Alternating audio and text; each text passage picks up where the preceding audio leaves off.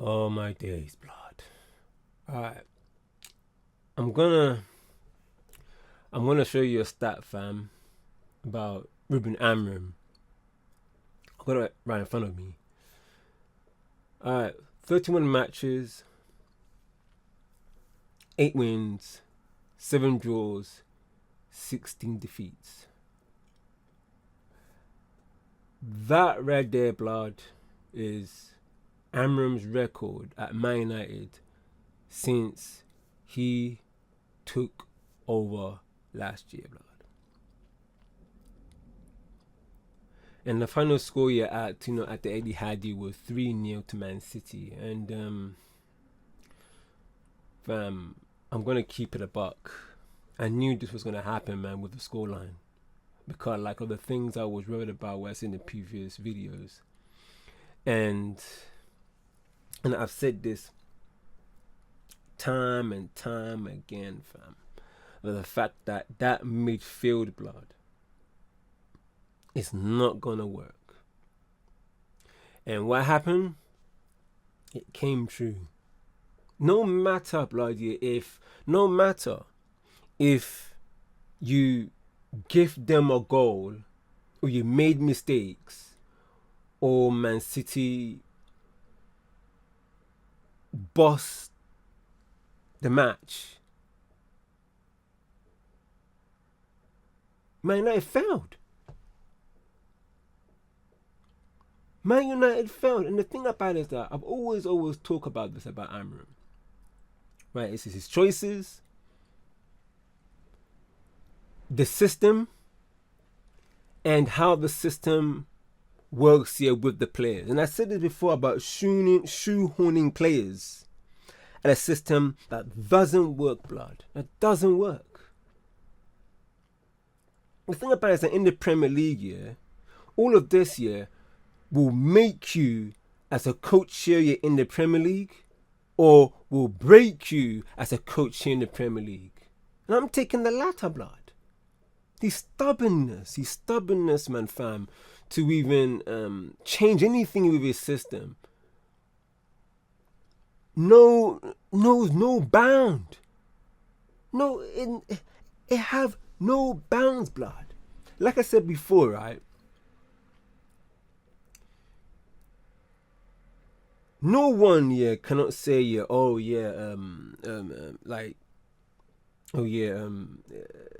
it's the formation. Amorim, whoever supports, blood, whoever supports this coach cannot defend this guy.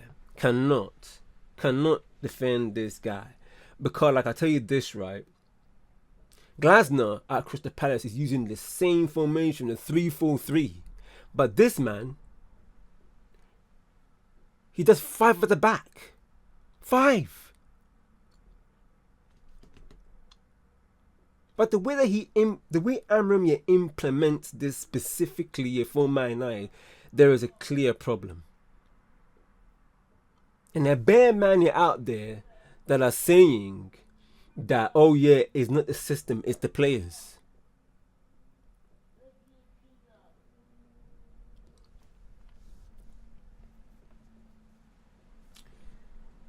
I'm just laughing at all of this, man. I mean, I was laughing at this, man, because, like, when I saw everything that was happening, man, I was like, well,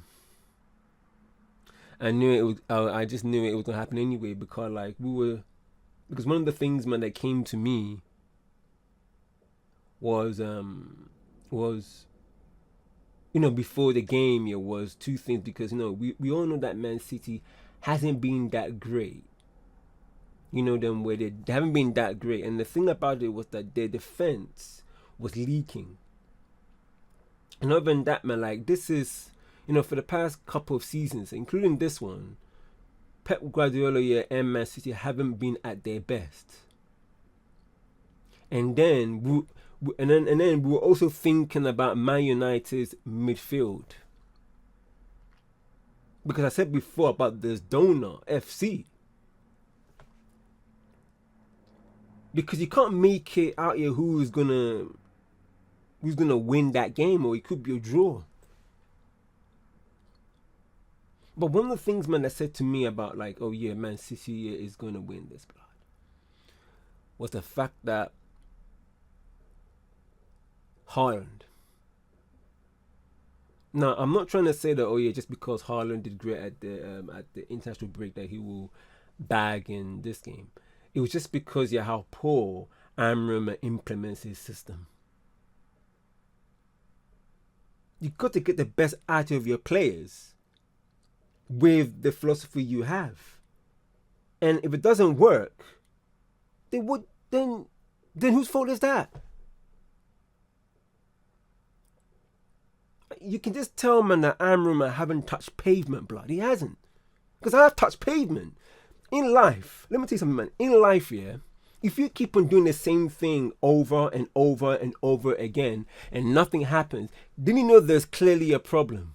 I can tell you something 200 times, right? If you don't get it, blood, all I have to do is just leave it, or I tell you in a different way in order for you to understand. But these men like Amorim, with 5 years at the back formation of the system, it's like it is his darling, blood, and he won't let go. But tell him, man, just change it, do something. And he just sits there in the dugout, and never allow things to happen. And not even that, man, like this form is relegation, blood. It's relegation form, blood. Nobody cannot deny it. Man said 4 points off from 4 games. With all the money you've spent, fam, up to this point, 4 points from 4 games.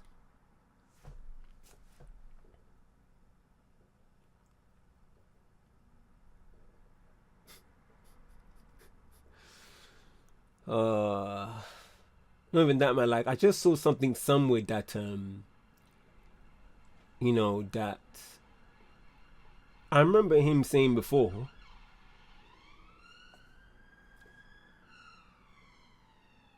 Tell your blood, man, the police, man, definitely, man, needs to get Amorim, man. Because the stuff he's doing, blood, man, he shouldn't be fired, man. He should be arrested, blood. I'm not gonna lie, fam. Because I heard somewhere, and I'm forgive me if I'm mistaken. He said that he knows that his time is running out. Well, fam, really? Man, like, for the sake of his mental health, the players, the club, he has to go, man. He has to go. It doesn't help, man, when you're keeping staying there. We don't even know if man is trying to sabotage everything just because of what he didn't get anything or whatever. Never he comes in, and definitely, man, it doesn't help you when he comes out and says that I am never gonna change my system.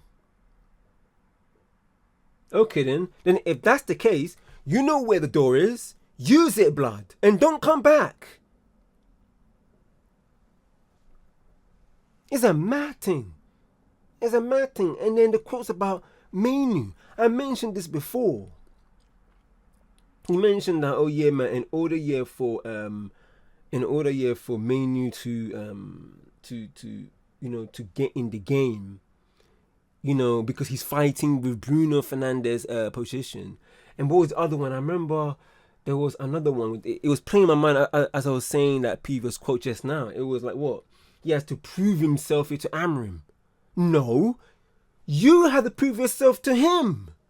You're the one that's meant to get the best out of him, not him getting the best out of the system. Wow. I mean, look, Amorim, just say, man, that you don't like Menu. Exactly the same thing like with Ten Hag and with Ahmad. Menu, man, he's a gem. This guy knows how to carry the ball like Cunha. They love to carry the ball. Make the most of it. And then you're defending Mr. Spamming. And we all know the narrative. Nobody won't speak about Mr. Spamming. He was not good enough. But then what will happen is that You know, like look at the stats all over the web. You can see that he has one of the highest stats. Why? Because of XG and GA.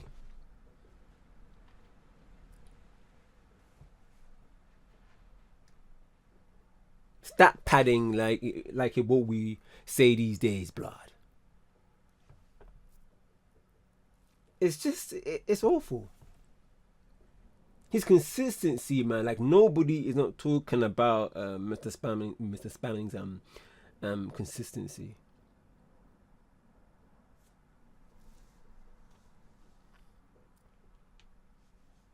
You know, and nobody is not even gonna talk about the attack of Man United, like the way that they're getting suffocated.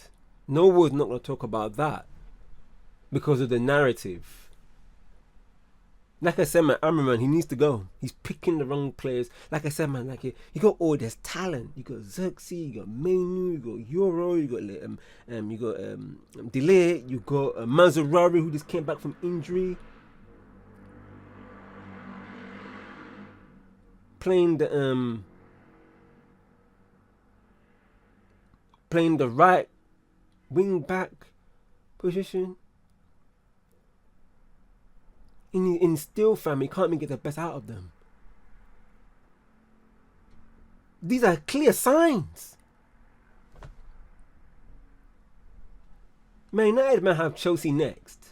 Lose that game, it's over, fam. It's over, fam. Big man thing. It is over, fam. It's relegation, man. Because right now, I'm thinking that, now you have lost. Forgive me, man. Let me double check this because I don't want to misquote. Let me check this out, fam. Let me check it out, right? Because in the back of my head, yeah, that's right. Lose that, fam, and then all of a sudden you get what? You get 3 games.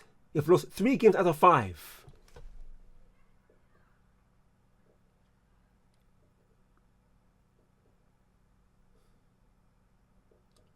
Now, let's not forget about last season as well. Like I said, man, with the stats of Amorim up to this point. Try something. Like the new goalkeeper, bring him in. That's what Sir Alex did. I don't want to always bring Sir Alex all the time because that's like always talking about Sir Alex. We should move away from that. You know, we should move away from that. But let me give that as an example of, for the sake of De Gea. I remember when Van der Sar finally, went, and then De Gea took over. And we all know, how difficult it was for De Gea, man, in the first season because he was like this skinny little boy, in the, in goal. Try. That's how you know, man. This guy, he's a shook brother. He's a shook brother, fam. Try Menu in from the start. Although he brought him on. Start him. As I said, man, you're putting your Ugarte and Mr. Spamming in midfield. It's bound for disaster, blood. When you know full well that Ugarte loves to charge at players, stop second ball, and Mr. Spamming, he wants and loves to go forward. So obviously, it's going to leave a donut in the midfield of the pitch. He even says that he knows what he's doing. Really? Do you know what you're doing? Clearly you do. Clearly you don't know. You don't know what you're doing. It looks like you can't identify the best players to play in these positions, especially when using 5 at the back. It's not 3-5-2 or 3-4-2-1. It's basically 5 at the back. I'm not a genius, man, to see what I see. These are choices, fam. And then, what pulls you more fire to the wounds is the fact that you're 2-0 down against Man City, and then you need a goal, and then what? And then you bring in Harry Maguire. Harry Maguire. I can't defend that. Where in the Liverpool game against Burnley, which which we'll get into later on because of my little guy. Slot took off Kirkes because Kirkes he was erratic. He was all over the place. These decisions you can back. But Amorim, my days, fam. You know, that's the thing. If you can put the game to 2-1, game on. 2-2, you have hope to at least, man, win the game. And then he brings on Harry Maguire. Oh my word. Let me tell you something, man. There is no easy game for Man United anymore. No. After that, after Chelsea, which you know that if you lose that game, it's curtains. And then after Chelsea, you got Brentford. When you know full well that Brentford, they took points off from Chelsea.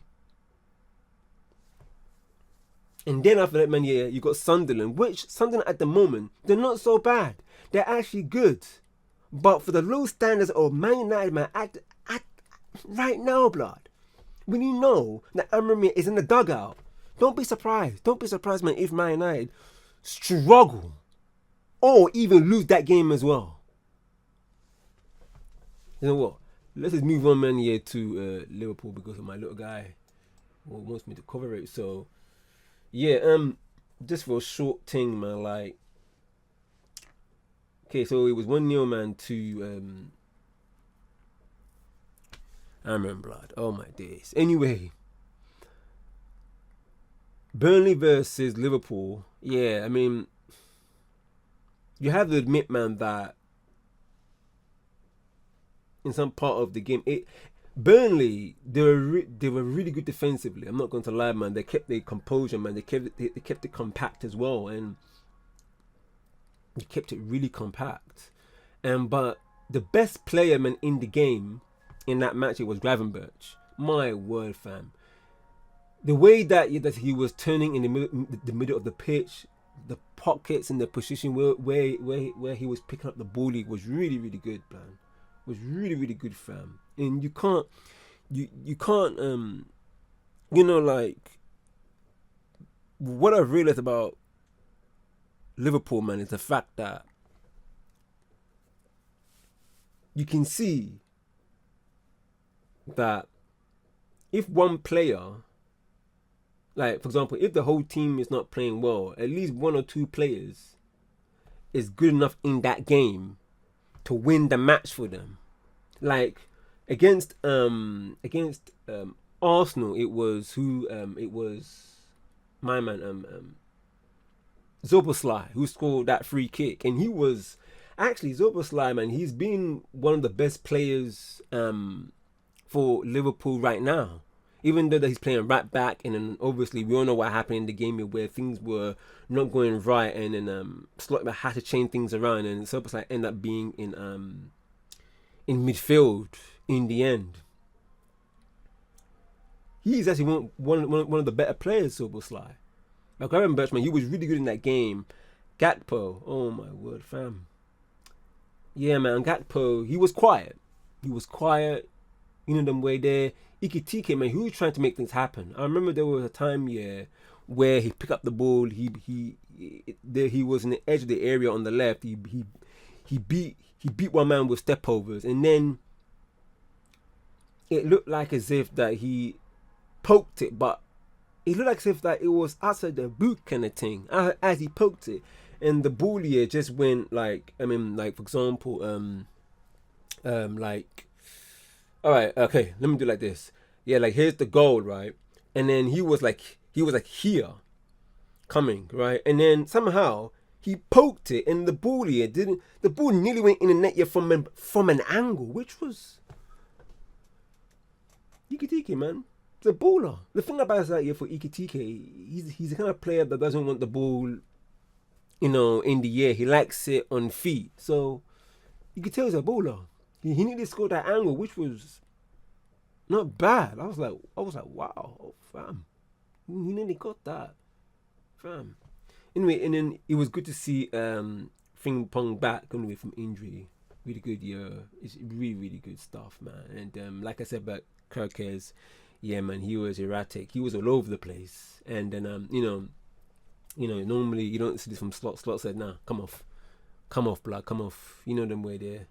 You know, just to save the embarrassment, man. And then Robinson came on, man, and and he made some impact in the game. I think he almost scored a goal. Forgive me if I missed that, if I got that wrong or not. And my man Salah, Salah, does what Salah always do, man. He may not play well, he may not be in the game, but when the pressure's on, man, just to score you from the spot, and it comes up with the goods, like that. And the thing about it is that what I've also noticed about Liverpool as well, and I'm happy, for Liverpool. The fact that they like Man United back in the day, whereby like they're getting last minute winners, and Liverpool in the last 3 games, Newcastle, Arsenal, and Burnley, fam, they score late winners, and like I said, I'm so happy about that, especially for my little guy, But what I'm a little bit shook, what I'm a little bit concerned about is this has been happening here for 3 games, and for them to score your late winners. Now, what I'm hoping is that Slot here can do something for Liverpool, which he will do, that they will able to now to score goals from open play during the game, not just scoring every time last minute. Obviously, man, like you can praise, man, the resilience of Liverpool, and especially, man, with the players trying to make that happen. Like Wirtz, for example, he was trying to make things happen as well. I remember that he took on 2-3 man in the box, and he could take it one of it, but he turned and then he tried to slot it right in the bottom corner, and he missed. He's getting there. You can tell that things are building up. Things are, like the players and they're trying to make things happen. I just hope that this continues, because, and then they're able, man, to kick on and go for it. Because one of the things that I don't want to happen is that people keep, because okay, let me say it straight off clearly. I just don't want all these late winners to catch up to them. To catch up. I want Liverpool, man, to just, to make it, like I said, those weren't flukes. Them ones there. But when you see something like that, man, that's what champions do. Score late winners. Them way there. So, so then you gotta praise, man, your Slot, you have to praise it the way Slot does his stuff. Because he changed things around and things were getting there. And then I think it was Frimpong, the one that tried to cross it and it hit Hannibal's which was a penalty for Liverpool, and then my man Salah scored. So yeah, fam, yeah, Liverpool, man, they have Everton at home, then Crystal Palace away, and then they have Chelsea away. Yeah, those are, because Everton, even though it's at Anfield, Everton have been playing well. Yeah, but let's just see though. And Crystal Palace, they're really good defensively, and it is also away to their ground. Crystal Palace, man, they're really good defensively. And then also after that is Chelsea, and it's also at Stamford Bridge. So that one will be a good game as well against Chelsea. So let's just see, man.